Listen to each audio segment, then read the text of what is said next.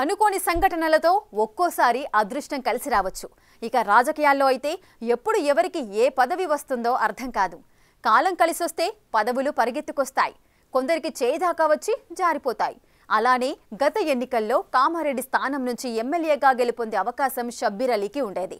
అనుకోకుండా బీఆర్ఎస్ అభ్యర్థిగా అధినేత కేసీఆర్ కామారెడ్డి నుంచి పోటీ చేయడంతో ధీటుగా అప్పటి పీసీసీ చీఫ్, ప్రస్తుత ముఖ్యమంత్రి రేవంత్ రెడ్డి కూడా ఇక్కడి నుంచే పోటీ చేశారు.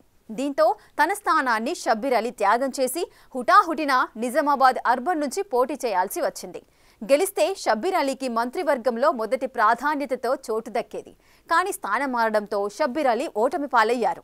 2 ఏళ్ల తర్వాత మళ్లీ షబ్బీర్ అలీకి మళ్లీ అదృష్టం వరించబోతున్నట్లు కనిపిస్తోంది. అదేలాగో మీరే చూడండి. తెలంగాణలోని కాంగ్రెస్ ప్రభుత్వం మంత్రివర్గంలోని ముస్లిం మైనార్టీ కోటాలో మంత్రి పదవి ఖాళీగా ఉంది. ఈసారి ఒక్క ముస్లిం ఎమ్మెల్యే కాంగ్రెస్ నుంచి గెలుపొందకపోవడంతో భర్తీ చేయడానికి ఒకరికి ఎమ్మెల్సీ అవకాశం ఇచ్చి మంత్రివర్గంలోకి తీసుకోవాల్సి ఉంది. అయితే ప్రస్తుత పరిణామాలు షబ్బీర్ అలీకి కలిసొచ్చే విధంగా కనిపిస్తున్నాయట. అదేలా అంటే కల్వకుంట్ల కుటుంబ తగాదాలు మాజీ మంత్రి షబ్బీర్ అలీకి కలిసొస్తున్నాయట. నిజామాబాద్ స్థానిక సంస్థల ఎమ్మెల్సీ కల్వకుంట్ల కవిత తన పదవికి ఇటీవలే రాజీనామా చేశారు. దీంతో ఎమ్మెల్సీ స్థానం ఖాళీ అయింది. ఉప ఎన్నిక జరపాల్సి ఉంటుంది.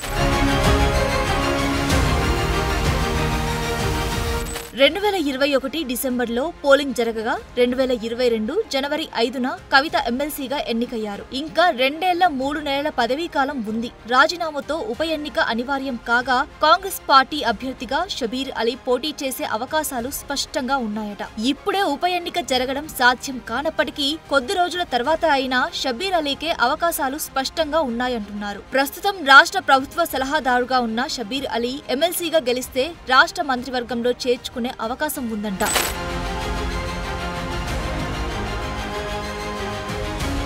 ఇప్పటికే గవర్నర్ కోటాలో అజరుద్దీన్ కు కాంగ్రెస్ అధిష్టానం ఎమ్మెల్సీగా అవకాశం ఇచ్చింది. అజారుద్దీన్ ను మంత్రివర్గంలోకి తీసుకుంటారనే ప్రచారం జరుగుతోంది. అయితే సుదీర్ఘమైన రాజకీయ అనుభవం, మంత్రిగా పనిచేసిన షబ్బీర్ కే మంత్రి పదవి దక్కే అవకాశం ఉందంటున్నారు. అదలా ఉంటే ప్రభుత్వం కొలువుదీరి దాదాపు 2 ఏళ్లు కావస్తున్నప్పటికీ ఉమ్మడి నిజామాబాద్ జిల్లాకు మంత్రివర్గంలో అవకాశం లేదు. షబ్బీర్ అలీ ఎమ్మెల్సీగా గెలిస్తే మంత్రివర్గంలో తీసుకుంటే జిల్లాకు కూడా ప్రాధాన్యత ఇచ్చినట్లు అవుతుందన్న అభిప్రాయమూ ఉంది. నిజామాబాద్ జిల్లాకు మంత్రివర్గంలో స్థానం ఇవ్వలేదన్న అపవాదును కాంగ్రెస్ దూరం చేసుకుంటుందట.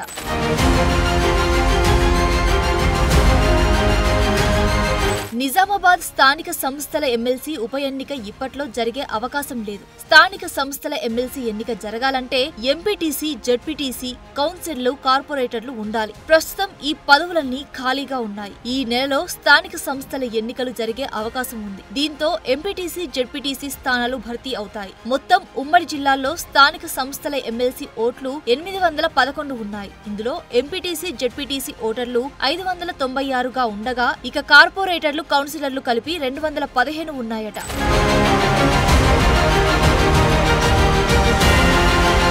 మొదటగా ఎంపీటీసీ, జెడ్పీటీసీ ఎన్నికలు నిర్వహించినప్పటికీ ఎమ్మెల్సీ ఉప ఎన్నిక జరిగే అవకాశం లేదట. ఎన్నిక జరగాలంటే తప్పనిసరిగా 75% ఓట్లు ఉండాలి. ఈ లెక్కన 608 స్థానాలు కావాల్సి ఉంటుంది. ఎంపీటీసీ, జెడ్పీటీసీలను కలుపుకుంటే 596 మాత్రమే అవుతారు. ఈ ఓట్లు సరిపోవు. అంటే తప్పనిసరిగా మున్సిపాలిటీ, కార్పొరేషన్ ఎన్నికలు జరిగిన తర్వాతనే ఉప ఎన్నికకు ఆస్కారం ఉంటుందంటున్నారు. స్థానిక సంస్థల ఎన్నికల తర్వాతనే గ్రామ పంచాయతీ ఎన్నికలు నిర్వహిస్తారనే చర్చ జరుగుతోంది. ఆ తర్వాతనే మున్సిపాలిటీ ఎన్నికలు జరిగే అవకాశం ఉంటుందట.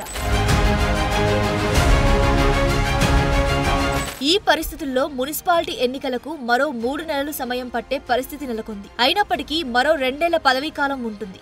ఏదేమైనా కల్వకుంట్ల కవిత రాజీనామా తర్వాత నిజామాబాద్ స్థానిక సంస్థల ఎమ్మెల్సీ ఉప ఎన్నిక ప్రాధాన్యత సంతరించుకుంది. అయితే చూడాలి. సీఎంకి అత్యంత సన్నిహితుడుగా ఉన్న కాంగ్రెస్ పార్టీ సీనియర్ నేత, ప్రభుత్వ ముఖ్య సలహాదారులు షబ్బీర్ అలీ త్వరలో మంత్రి కాబోతున్నారని నిజామాబాద్ జిల్లా కాంగ్రెస్ నేతలు ఆశాభావం వ్యక్తం చేస్తున్నారు.